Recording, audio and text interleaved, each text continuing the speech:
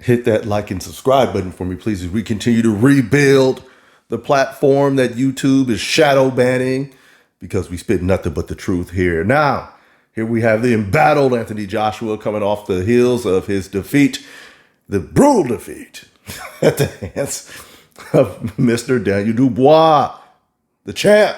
All right. Let's see what AJ has to say here.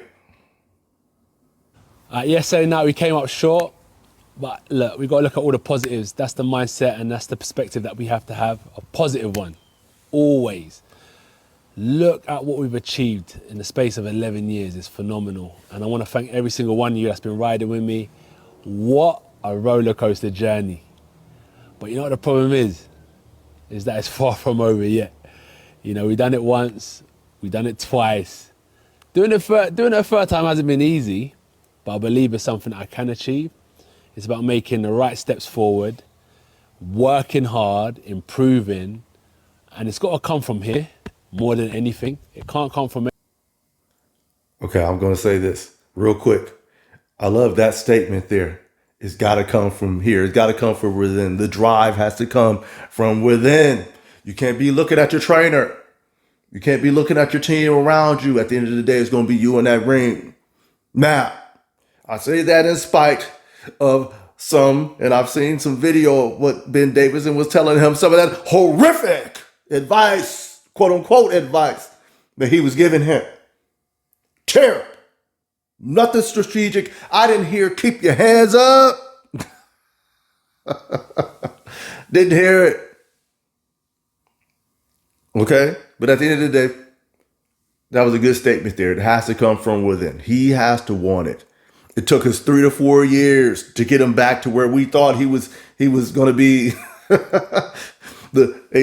a semblance of what he was before, at least. So you don't have time for a 3 or 4 year rebuild. It's got to come soon. So hopefully he's got the mental cobweb swept out. But let me let him finish here.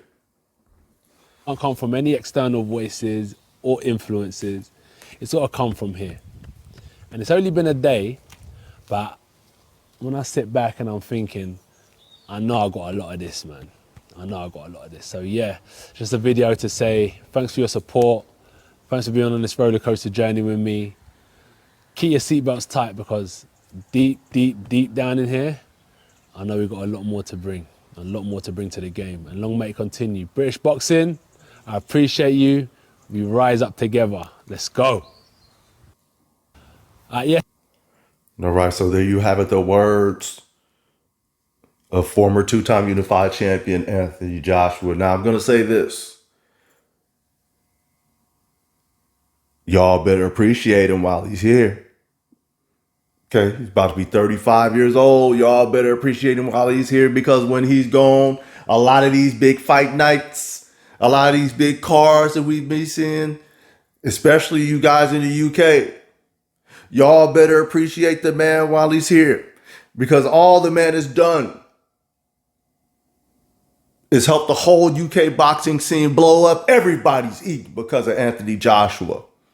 You got people in America like myself. I wasn't paying attention to UK boxing until he came around.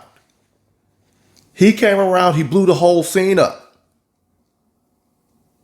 So when I see, especially people from the UK that are happy the man lost, all right, give it 4 or 5 years after he retired and see where the UK boxing scene is. And tell me if you're still happy with what you got. You're going to be complaining. You're going to be complaining. The Zone, you better be happy that you hitched your wagon to the Anthony Joshua. Okay? You better be happy that you've done that because all you've gotten is nothing but highlight reel knockouts and big fight nights. That's all you've gotten, whether he wins or loses. So the calls for his retirement, they're ringing very loud right now. They're ringing loud as if we've never seen a heavyweight get knocked out before. If that fight happened at 140 pounds or even lower than that, let's say 135 pounds, something like that, Then maybe. I get what you're saying. But we're acting like we've never seen a heavyweight go down before. Like we ain't see Muhammad Ali get knocked around the ring before. Joe Frazier, George Foreman, Mike Tyson,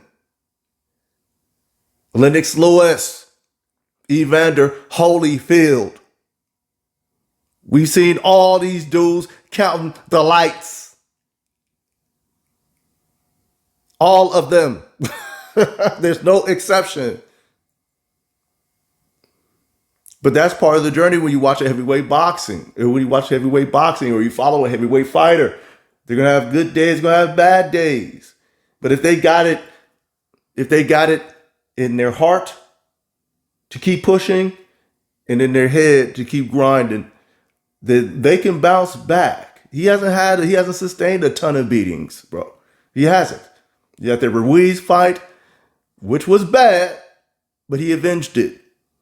When a lot of people said he shouldn't take the rematch, he did it anyway, and he ended up being successful in a 12-round sweep.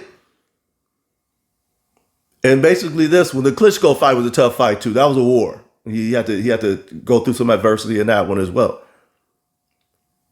But he hasn't sustained a ton of damage, bro. It's like this is not a guy who's been getting beat on for the last 11 years.